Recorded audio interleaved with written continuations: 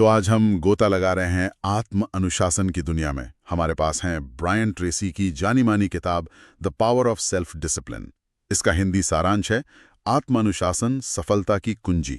और आज हम यही समझने की कोशिश करेंगे कि भाई ये व्यक्तिगत और पेशेवर लक्ष्यों के लिए ये आत्म अनुशासन इतना जरूरी क्यों है। ये सारांश कहता है कि सिर्फ टैलेंट या किस्मत वो काफी नहीं है, असली बुनियाद वो तो अनुशासन ही है।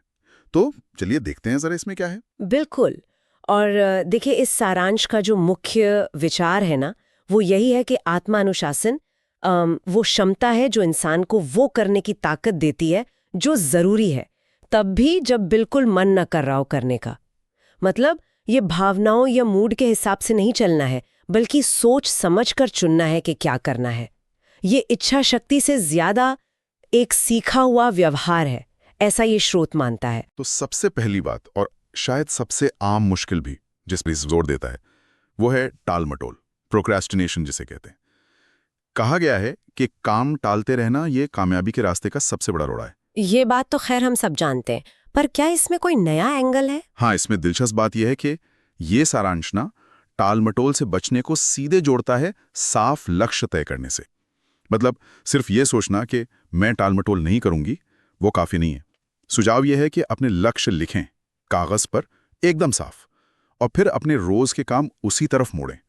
इससे क्या होता है कि अनुशासन को एक दिशा मिल जाती है, एक मकसद। यह सिर्फ कल करूंगा वाली आदत छोड़ना नहीं है, बल्कि यह है कि आज क्या करना है इस पर फोकस करना। अगर लक्ष्य ही साफ नहीं है तो अनुशासन कहाँ लगाएंगे आप? भटक जाएगा वो। अच्छा, तो ये सिर्फ काम टालने या ऑफिस के टारगेट की बात नहीं हुई। जैसा आपने कहा, ये काफी फैला हुआ विचार है। सारांश ये भी कहता है कि भाई हमारी सेहत, हमारे पैसे, इन मामलों में भी अनुशासन उतना ही जरूरी है। जैसे नियमित कसरत करना, ठीक से सोना, अच्छा खाना पीना, और हाँ, खासकर खर्चों पर कंट्रोल रखना और निवेश की आदत डालना। ये सब भी आत्मानुशासन का ही हिस्सा है। यहां लगता है कि हाँ, ये तो पूरी जिंदगी से जुड़ा है। बिल्कुल सही कहा। और अगर हम इसे थोड़ी और बड़ी पिक्चर में देखें ना, तो ये सब जुड़ जाता है लगातार सुधार से, जिसे जापानी में काइजेन कहते हैं।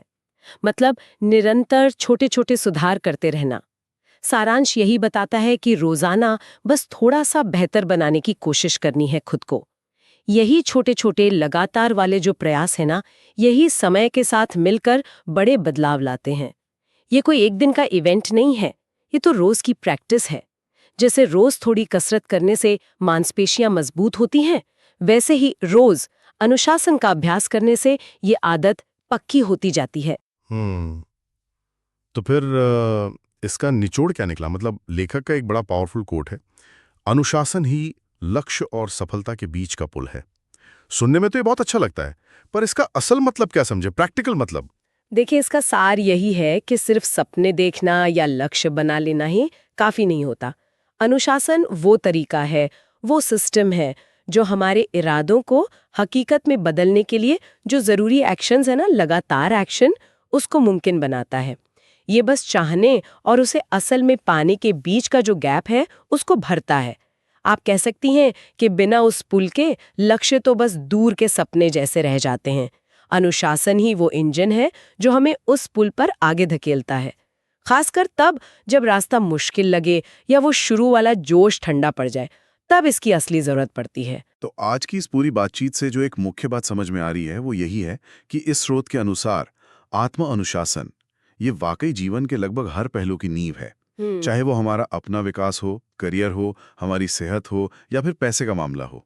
ये कोई जादू की छड़ी नहीं है, पर हाँ, एक ऐसा स्किल जरूर है जिसे सीखा जा सकता है, डेवलप किया जा सकता है। हाँ, और जाते जाते एक सवाल शायद हम सोचने के लिए छोड़ सकते हैं कि अगर अनुशासन का मतलब ही वो काम करना है जिसे करने का हमारा मन नहीं है, तो फिर वो कौन सी अंदरूनी वजहें हो सकती हैं, कौन से हमारे गहरे मूल्य हो सकते हैं जो किसी को वो शुरुआती जोश खत्म होने के बाद भी लंबे समय तक उस अनुशासन पर टिके रहने में मदद करते हैं।